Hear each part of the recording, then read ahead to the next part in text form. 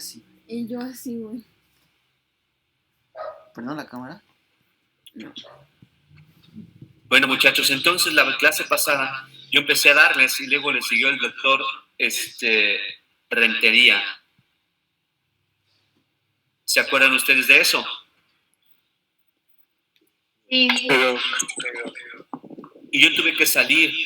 Y después el doctor Rentería me hizo el comentario que pues las dosis de mi cuadro estaban un poquito como que raras.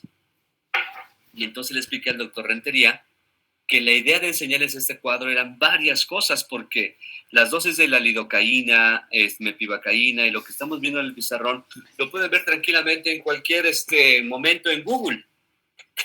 En cualquier momento abren un libro reciente y viene. En cualquier momento sacan el PDF del libro de Stanley Malamed y viene. Que este cuadro tenía su chiste y su gracia en la siguiente explicación. Por eso es que parto de ahí. Y fíjense lo que viene ahí, la fecha de la lidocaína de 1948. Doctores, lo que se sabe de cardiología el día de hoy, no se tenía ni idea muchas cosas en 1948. Por lo tanto, la lidocaína, cuando surgió con epinefrina, pues obviamente había muchas complicaciones con los pacientes y no se entendían. Y por eso la gente prefería mejor no darla que sí darla. También la clase pasada platicamos un poquito del origen de los odontólogos. ¿Se acuerdan que la platicamos? ¿Alguien me puede decir en 30 segundos lo que yo platiqué de los odontólogos, cómo surgimos?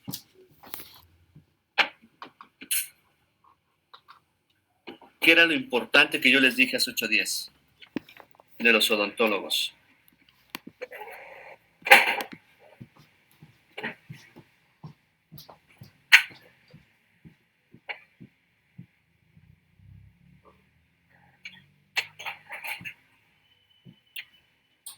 ¿Se acuerdan o no se acuerda nadie?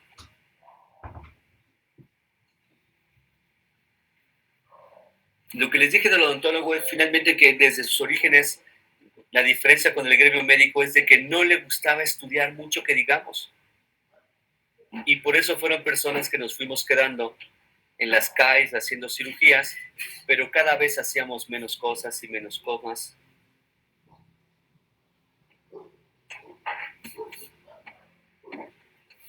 Pasamos al que ya llegó. ¿Y qué más tengo? ¿A qué hora? ¿A qué hora es? ¿A qué hora solita? Y llegó tarde. ¿Cómo espera? Perdón, doctores. Que no le gustaba estudiar. Entonces, quiero que se imaginen en aquel entonces, en 1948, cuando estaba la lidocaína con epinefrina y los pacientes se empezaban a poner mal en el sillón dental. No se sabía lo que se sabe ahora de la presión arterial, no se sabía lo que sabe ahora de los pacientes con infarto al miocardio que sobrevivían, no se sabía un sinfín de problemas valvulares que se conocen ahora, no se sabía lo que se sabe ahora de los pacientes enfisematosos, no se sabía lo que se sabe ahora de los pacientes con hipertiroidismo. Por lo tanto, doctores, en aquel entonces los pacientes se ponían graves y el odontólogo pues, solamente tenía miedo. Y por lo tanto el odontólogo no usaba con adrenalina, lo usaba sin adrenalina. Por lo tanto, doctores, el odontólogo siempre ha trabajado en base al miedo y su ignorancia. Aunque se escuche poco triste, pues es la verdad. Y si ustedes creen que en los 50 y los 60 estamos hablando de otro tipo de odontólogos con otro tipo de actitud, ¿qué creen, doctores? Esa parte del odontólogo que no le gusta mucho estudiar sigue hasta el día de hoy, de tal forma que hacia un odontólogo, o sea, a ustedes, o un protesista, o un ortodoncista, o un periodoncista, o algún endodoncista, alguien les dice que usar mepivacaína sola hoy en día es peligrosísimo, o si ustedes escuchan por ahí que a su vecino odontólogo se le murió un paciente y él dice que fue por usar lidocaína simple, normalmente la conducta del odontólogo es escuchar mucho a las personas y tratar de aprender de la experiencia de otros, pero no de la ciencia que existe disponible.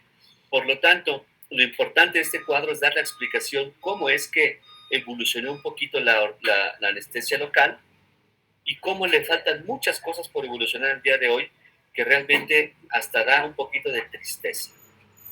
¿Por qué? La historia era que muchos pacientes que se les ponía adrenalina en el cartucho en aquel entonces, pues algunos acababan en el hospital y uno que otro se acababa muriendo porque no se tenía idea de la dosis correcta en esos pacientes y tampoco se controlaban lo bien que se controlan ahora. Y en aquel entonces, en los 50, ya venía en camino de Europa un medicamento que era la mepivacaína. La mepivacaína es un medicamento que se vende con la esperanza de que puedo no usar vasoconstrictor y tener un efecto anestésico correcto y tener un campo operatorio limpio. Yo estoy seguro que eso es lo que algún maestro les enseñó, porque eso viene en algunos libros. Yo les puedo asegurar, doctores, que si ustedes usan mepivacaína sola, si quieren hacer una cirugía compleja, o sea, muelas del juicio, carinos retenidos, eh, endodoncias inclusive, el paciente le va a doler lo que ustedes hagan. Quiero que tomen en cuenta que cuando dieron las 2 de la tarde y estaban saliendo de la clase anterior o estaban llegando a su computadora y que de repente vieron que yo no me conectaba ni yo daba señales de vida, en ese momento, pues se relajaron. Y algunos empezaron a agarrar un poquito de sueño, se tranquilizaron muchísimo. Y ahorita yo creo que están muy tranquilos. Por lo menos los que tienen su cámara abierta, yo los veo muy tranquilos. Bueno, pues en este momento de tranquilidad, relajación, en este momento, doctores, están secretando adrenalina. ¿Alguien de ustedes me puede decir cuánta adrenalina están secretando en este momento? Es decir, de forma basal.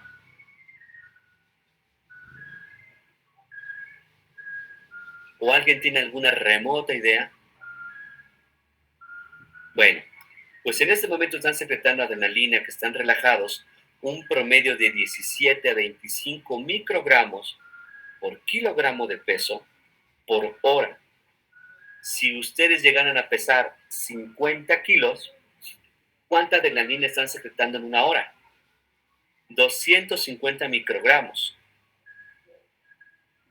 ¿Cuánto tiene un cartucho de anestésico local?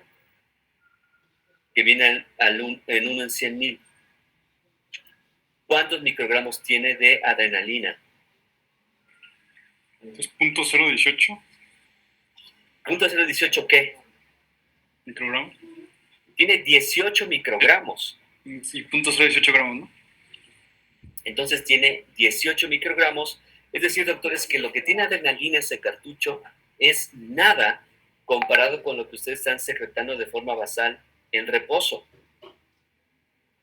Eso quiere decir, doctores, que no va a tener ningún efecto clínico sistémico la adrenalina, a no ser que le inyecten directamente a un vaso, cosa que difícilmente sucede en la boca, muy difícilmente. Y nosotros podemos saber que estamos anestesiando en un vaso o no podemos saberlo. Sí. Sí. La pregunta es ¿cómo? O sea, sí lo podemos saber, pero ¿cómo?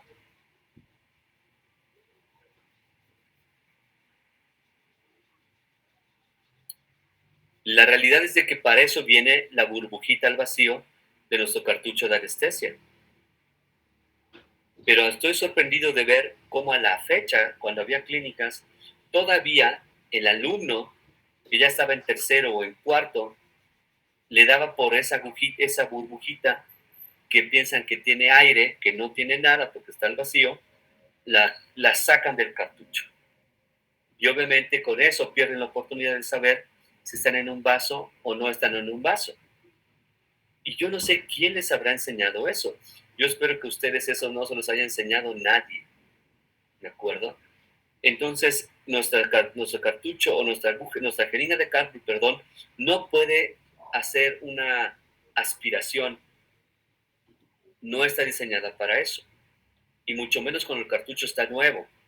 Entonces, nosotros tenemos que proteger esa burbujita al vacío para entender que estamos en un vaso. Entonces, es muy fácil saber que estamos en un vaso y es muy difícil al paciente complicarle la vida con una sobredosis de lidocaína, más bien de epinefrina durante la anestesia local. Es muy difícil. Cosa diferente va a pasar cuando infiltramos directamente el periodonto, sobre todo del arcado inferior. Cuando infiltramos directamente el periodonto del arcado inferior, sí existe alguna posibilidad de que se absorba rápidamente en la circulación general. Pero ya me platicaron ustedes cuál es la dosis del cartucho. Aunque yo le vacíe un cartucho a un paciente en el ligamento periodontal, cosa que no hacemos, tampoco le tiene por qué pasar nada por la dosis que le estamos dando. ¿Me explico? Entonces el miedo del dentista al anestésico, al vasoconstrictor del anestésico local está un poco infundada científicamente y muy agarrada de lo que es el miedo que el dentista tiene. Si ustedes empiezan a anestesiar a un paciente y se les desmaya, ¿qué creen que esté pasando? En el 99.999999999% de las veces.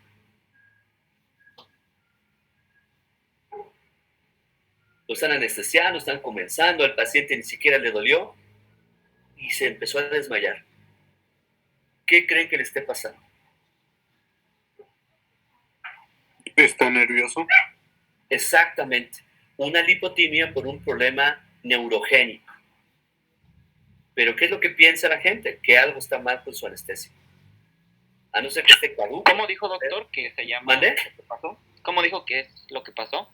Una lipotimia por un evento neurogénico. O sea, el paciente está nervioso.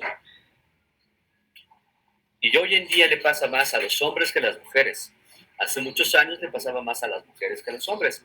Hoy en día le pasa más a los hombres.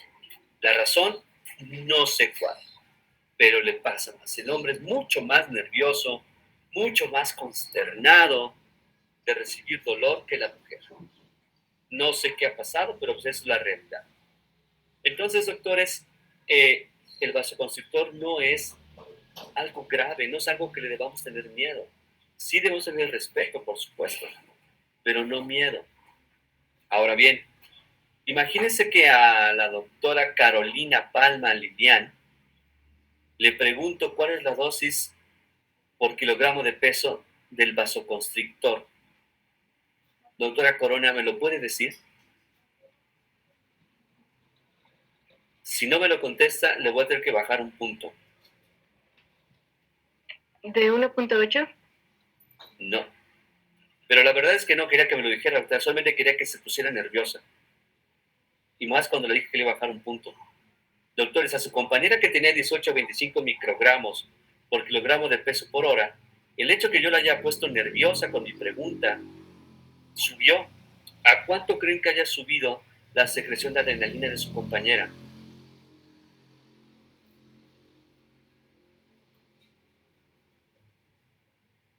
Si estaba relajada en 18, 17, 25, que la estresé tantito, ¿a cuánto la habrá subido?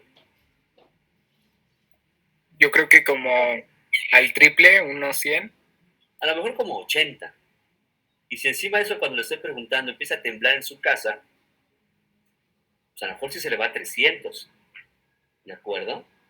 Entonces, doctores, el estrés y la ansiedad y el dolor pueden hacer estallar sus niveles de catecolaminas endógenas. Y eso sí es peligroso en el sillón dental. Quiere decir, doctores, que si yo le voy a poner poquita anestesia a mi paciente y se la pongo sin vasoconstrictor para que no le pase nada sistémico al paciente, estoy pensando como la persona más ignorante del planeta. Porque si ya entiendo estos datos que yo les acabo de decir y al paciente le genero dolor por ponerle un anestésico local en bajas dosis y ponerlo sin vasoconstrictor que pierde muchísima potencia el medicamento y le genero dolor en mi consultorio, entonces realmente tengo una certeza de que algo malo le va a pasar o tengo mucho más cercanía que algo malo le va a pasar. ¿de acuerdo? Por eso a todos los pacientes que tengan cierta edad, 60, 70 años con antecedentes cardiológicos, todo el tiempo tengo que estar monitorizando sus signos vitales en el consultorio. Y eso antes era bien complicado. Hoy en día existen aparatos que están por lo menos dándonos la oxigenación y la frecuencia cardíaca, que nos da una muy buena idea de qué está pasando en cuanto a estrés y ansiedad del paciente en el sillón dental. Y esa parte del estrés y la ansiedad, doctores, nosotros se la podemos quitar al paciente de muchas formas, pero no exactamente con anestésico local. Es decir, si al paciente no le duele, seguramente va a estar tranquilo. Pero a veces al paciente, aunque no le duela nada, está muy nervioso. Porque así es, porque tiene mucho miedo, porque ha tenido muchas experiencias dolorosas seguramente, o por alguna razón, pero tiene mucho miedo. Y nosotros como dentistas tenemos que manejar esa parte del estrés y la ansiedad. Y los alumnos de la odontología normalmente están con su paciente, ya listos con su instrumental, y me llaman para que les dé el visto bueno y empiecen a trabajar y anestesiar en su paciente. Y de repente están platicando ustedes al ladito del paciente como si no existiera, están diciendo, híjole, no, es que yo nunca he anestesiado. Y otro, no, ¿sabes qué? Yo se anestesié, pero nunca hace efecto.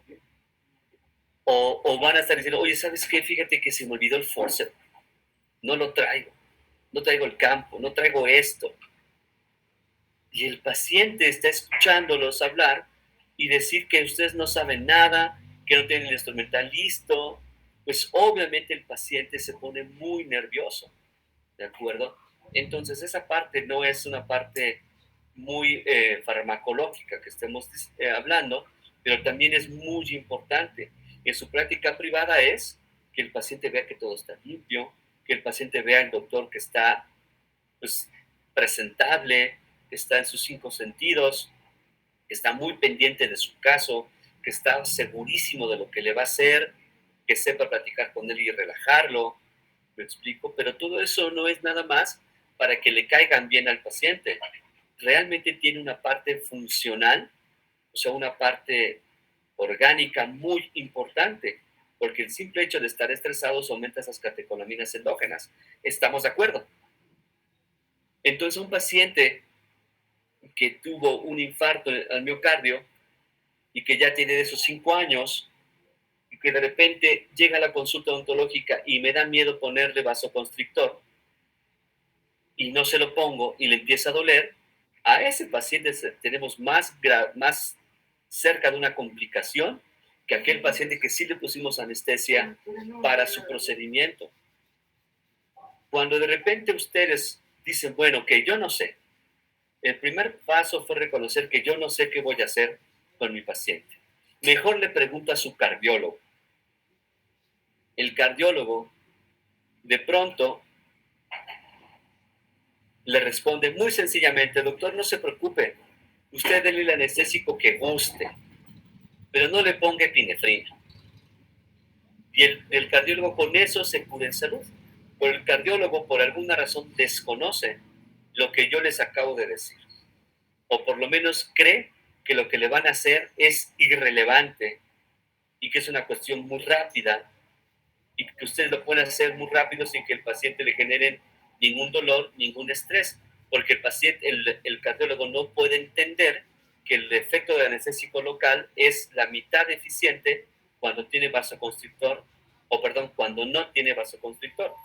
Entonces a él se le hace muy fácil decir, pues, no lo pongas y ya, no pasa nada, ¿me explico? Cuando la realidad es otra.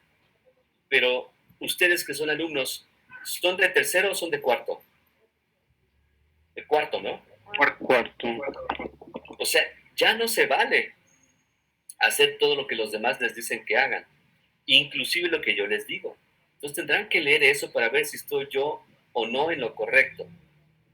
Regresando a la diapositiva, cuando viene la mepivacaína al 3%, se decía también que si se daba así, al 3% sola, sin vasoconstrictor, tenía un buen efecto clínico y que también tenía un efecto en el campo operatorio muy limpio, que tiene un efecto vasoconstrictor comprobado en el laboratorio. Pero clínicamente, doctores, no está comprobado eso. Clínicamente, si ustedes ponen mepivacaína sola sin vasoconstrictor, la cirugía va a ser más cruenta de que comparada como si sí le ponen vasoconstrictor. Pero si yo al dentista le digo eso, o sea, lo primero, que lo pueden atender tranquilamente en esa forma sin vasoconstrictor, si el dentista deja de usar lidocaína y empieza a usar mepivacaína todo el tiempo.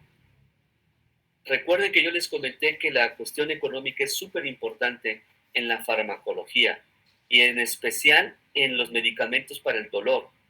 Y el medicamento para el dolor número 1 utilizado en el mundo es lo que ya platicamos, el anestésico local, por mucho. ¿De acuerdo? Entonces, imagínense cuando alguien le va a decir al gremio odontológico que va a surgir un medicamento que lo pueden usar sin vasoconstrictor, ya no deben de tener ningún miedo con sus pacientes cardiológicos. ¿Qué creen que va a hacer el dentista? La verdad, va a dejar de usar lidocaína con vasoconstrictor y se va a dedicar a comprar puras mepivacaínas solas. Y nunca va a leer. De hecho, a la fecha, muy pocos dentistas lo hacen, sobre todo los de práctica general. A lo más van a pláticas y lo que diga el ponente se convierte en ley. Pero que agarren un artículo y que lean ellos y que puedan escudriñar ese artículo y ver si ese artículo tan siquiera tiene alguna validez científica, la verdad es que no lo hacen.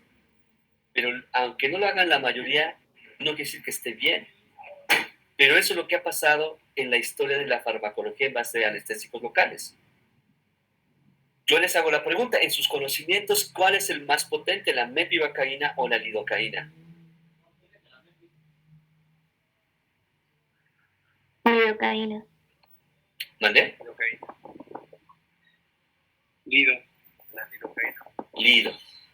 ¿Quién dice mepi?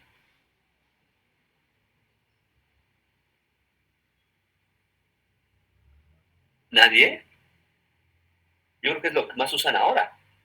Sobre todo en la facultad es lo que más hay. Doctor, la realidad es que los dos medicamentos son muy parecidos. Pero si ustedes leen una bibliografía americana, va a decir que la lidocaína es de 1 a 2 veces más potente que la mepivacaína. Pero si ustedes leen una bibliografía europea, van a leer que la mepivacaína es de 1 a 2 veces más potente que la lidocaína. Y pueden decir lo que quieran, ¿de acuerdo? Porque es muy difícil comprobarlo. La realidad es que son muy parecidos.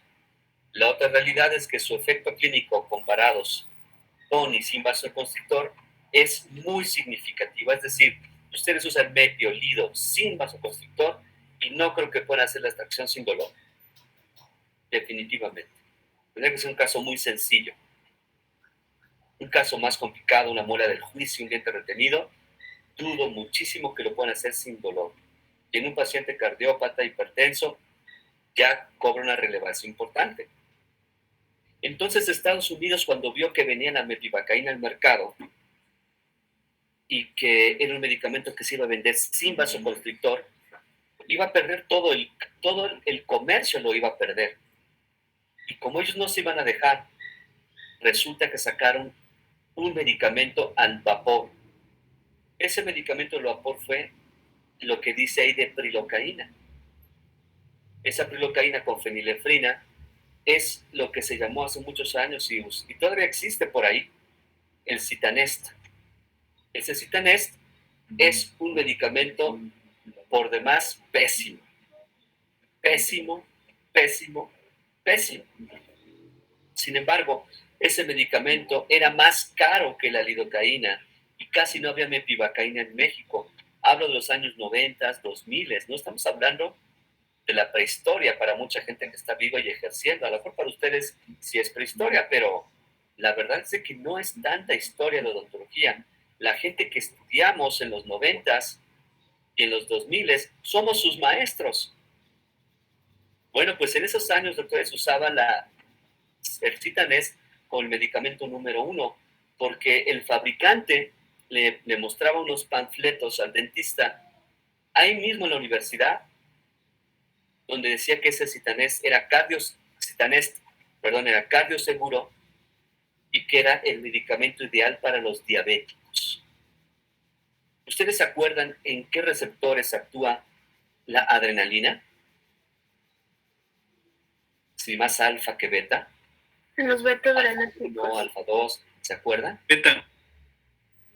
Bueno, pues actúa más en los alfa, que son los que se encargados de tener un efecto importante en todo el sistema cardiológico.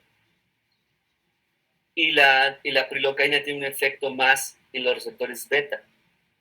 Y por eso se decía que ese medicamento era cardioseguro. Pero la realidad es que al momento de que actúa más en los beta, no tenía efecto vasoconstrictor real o clínicamente importante durante la cirugía de la boca. Por lo tanto, las cirugías eran más largas y por lo tanto el paciente se estresaba más y por lo tanto el paciente tenía mucho más adrenalina circulante, que era lo que realmente no queremos. Pero al mismo tiempo, ese medicamento de Citanest es un medicamento con muy pobre efecto clínico. Por lo tanto, se convierte en doblemente malo para el paciente con problemas cardiológicos o con antecedentes cardiológicos o con antecedentes hipertensivos. Pero como el fabricante dijo que era cardioseguro, el dentista jamás leyó.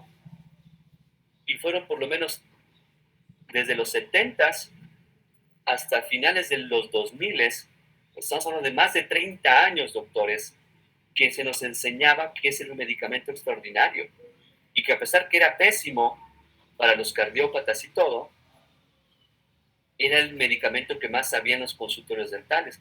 Podía faltar MEPI, podía faltar lidocaína, pero no podía faltar el Citanest. Entonces era absurdo, ¿de acuerdo?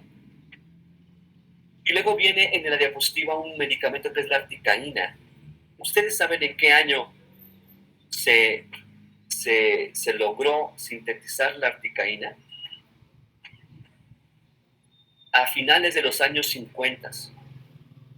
Pero no fue hasta finales de los años 70 que salió al mercado. Pero en los 80 era el medicamento número uno en Europa, el más utilizado. En los 80 era el medicamento número uno en la parte francesa de Canadá. Pero en México ni siquiera se conocía. ¿Por qué creen que no se conocía? Porque era un medicamento de origen europeo. Y Estados Unidos comercialmente lo bloqueó. Y no existió ese medicamento. Ustedes han escuchado la casa Astra que hizo las vacunas ahorita del COVID, de las primeras que hubo. Bueno, pues la casa Astra era la única que tenía la patente hasta el año 2000 para hacer lidocaína. De hecho, la lidocaína es el nombre de la sal. Pero como la única presentación comercial de la lidocaína era la gilocaína por muchísimos años, actualmente la sal también se conoce como gilocaína. Es decir, fue de los pocos casos donde el nombre comercial se volvió el nombre de la sal. Entonces se conoce a la gilocaína como lidocaína de forma indistinta hoy en día. Y cuando surgió el año 2000 pasaron muchas cosas, entre tantas que perdió la patente la casa Astra y ya no la fabricó. Y la casa Astra pensó que ya no necesitaba ese medicamento porque ya todo el mundo lo iba a fabricar y ya no lo iba a necesitar. Y le dio entrada a la mepivacaína a México y a la articaína. Cuando llegó la articaína a México, en el año 2000, cuando un servidor terminó su residencia, desde ese instante hasta el día de hoy, es el medicamento que yo uso casi exclusivo en mi práctica privada. Y la razón por la cual lo uso así es porque ese medicamento tiene un efecto clínico mucho más potente, de forma evidente, y tiene una mayor difusión. Es decir, si yo en el antes del año 2000 fallaba en mis bloqueos del nervio dentario inferior, después de eso con articaína nunca fallo porque se difunde tan bien que prácticamente nunca fallo en ese el nervio dentario inferior. Y yo pongo esa diapositiva donde viene una dosis de la articaína que dice 3 miligramos por kilogramo de peso. Es decir, si lo compara con los 7.4 de la lidocaína con vasoconstrictor, resulta que aparentemente es mucho más tóxica. Pues hoy en día se sabe que la articaína es mucho menos tóxica que la lidocaína y que la mepivacaína. Pero ¿cómo es posible que en los años 2000, 2010, todavía usted leía un libro del doctor Stanley Malamed y les decía que la articaína era más tóxica? ¿Cómo se explican eso en un doctor que tiene el libro más bueno de anestésicos locales? Pues la única explicación es de que el doctor Stanley Malamed de alguna forma le convenía decir que la articaína era peligrosa. Porque si un dentista le dice que el medicamento es peligroso, el dentista, ¿qué es lo que va a hacer? Pues no lo va a usar y ya. Pero jamás va a leer, jamás va a investigar. Por lo tanto, la articaína, doctores, hasta el día de hoy, empieza a ser un medicamento de uso número 1 en el mundo, incluyendo México. Porque en el 2017, el libro más reciente del doctor Stanley Malamed le quita los fantasmas a ese medicamento. ¿Me siguen escuchando? Sí, doctor. Sí, doctor. Sí, doctor. Pero se va a acabar la clase en 10 minutos, ¿verdad? Aparentemente. Sí. Sí, doctor. Bueno, está bien. Aparte, esta plática de los anestésicos locales no es que sea solo anecdótica, pero Sí. solamente quiero que entiendan cómo es de que el conocimiento se entorpece mucho por dos motivos. Uno, porque la gente no lee, y también porque la gente que lo vende tergiversa la información, porque nosotros los dentistas somos una especie muy inocente que fácilmente le podemos vender mentiras y el dentista se la va a creer toda se la va a creer. La articaína resulta que no es un medicamento más tóxico.